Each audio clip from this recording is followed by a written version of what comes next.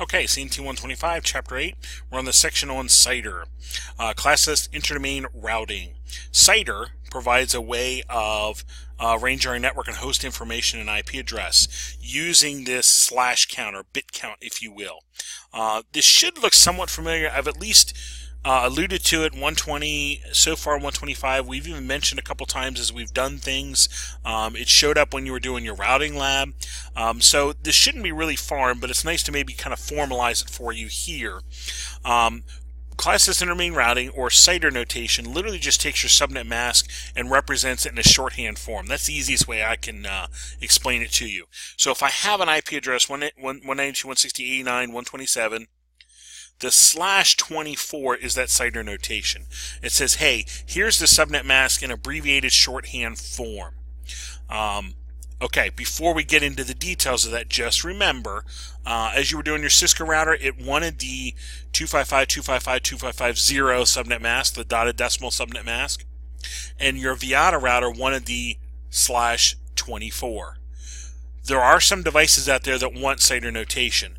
Some Linux nodes want CIDR notation. Some routers want CIDR notation.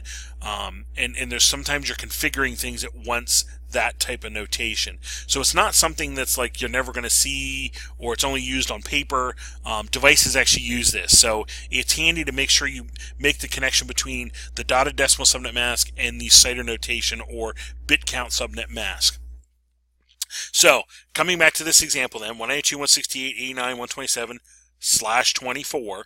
The /24 says, hey, there are 24 ones in the subnet mask to represent the network and subnet portion of the address, known as the CIDR block.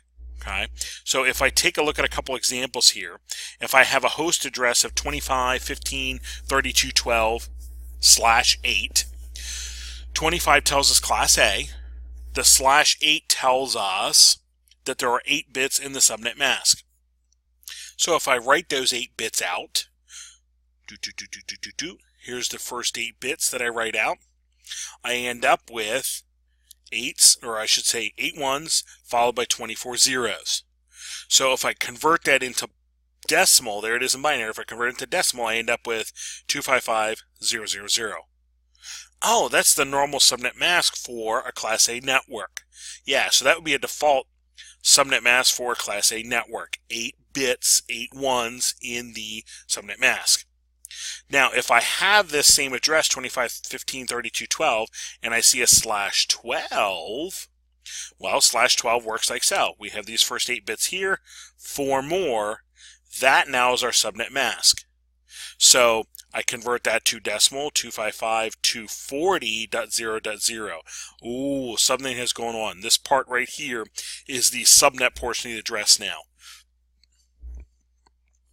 If I take a look at an example, another example here in this case, 125.15.32.12/16. Okay, well, 125 tells us class B. I should be expecting 255.255.0.0, but if I take the /16 and write out the 16 ones, here they are, followed by, in this case, 16 zeros, I end up with, okay, convert into decimal, 255.255.0.0. Oh, that's the normal subnet mask for Class B network. Yes, indeedy. If I had the same address up here with a /20, I write out the /20. Here's 16, 17, 18, 19, 20. Convert that over to decimal, 255.255.240. This octet right here would be 240. This one right there, .0. Ooh, that is not a normal Class B subnet mask. Subnetting has occurred. Another example that I have here, /24. 195.15.32.12/24. 195 tells us it's a Class C. The 24, here's my /24. If I write out the 24 ones, this is what I get. 8 ones, 8 ones, 8 ones. There's my 24. I write it out in decimal. 255.255.255.0 is what I get. Okay, so that would be an ordinary Class C network, nothing special. If I see a /28, here is the 24 plus the 4 more, 1, 2, 3, 4, there they are. I now end up with a 255, 255, 255, 240 in this last octet. Something has occurred. This piece right here is creating the subnet portion of the address. Okay, so there's your CIDR notation.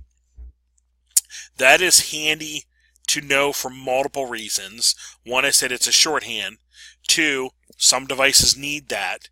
And three, sometimes you're converting back and forth, so it's nice to kind of be aware of how many bits something is, and in this case it starts showing up as how many bits are being borrowed, etc. for subnets. So know your CIDR notation.